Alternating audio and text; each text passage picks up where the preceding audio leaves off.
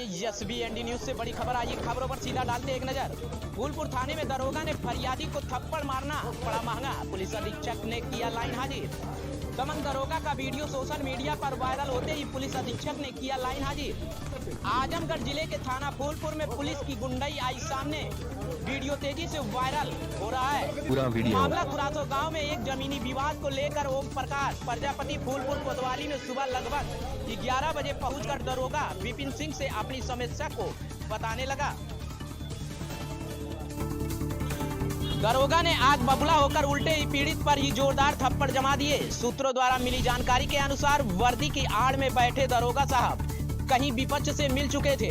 थाने पर पहुंचते ही पीड़ित को विपिन सिंह दरोगा ने आव न ताव देखा। दरोगा साहब ने फरियादी की फरियाद ना सुनते हुए जोरदार गाल पर थप्पड़ लगा दिया। दरोगा साहब का थप्पड़ इतना तेज था कि ओम प्रकाश प्रजापति ने जमीन पर गिर पड़ा, लेकिन दरोगा साहब ने ओम प्रकाश प्रजापति के साथ दुर्व्यवहार गुंडाई का वर्दी की ताकत दिखाई। इतना ही नहीं, अभद्र भाषा का प्रयोग करते हुए कहा कि हम तुम्हारे बाप का नौकर नहीं है।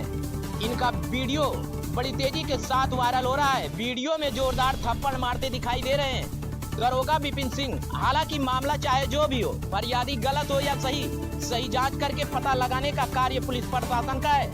ऐसे गंदा दरोगा की कार्यशैली से खाकी वर्दी और बड़ा सवाल खड़ा हो रहा है। जहां उत्तर प्रदेश की योगी सरकार दिन रात काम कर रही है, पीड़ितों का दर्द सुनने के लिए अपना दरवाजा खोल रखा है, तो वहीं इस तरह का दुर्व्यवहार करना सरकार के मंसूबे पर पानी फेरता दिखाई दे रहा है। पुलिस अधीक्षक आजमगढ़ ने मनभर दरोगा को सोशल मीडिया के माध्यम से एक शिकायत प्राप्त हुई, जिसमें एक व्यक्ति द्वारा ये शिकायत की गई कि थाना फूलपुर पर नियुक्त एक उप निरीक्षक द्वारा उनके साथ व्यवहार और मारपीट की।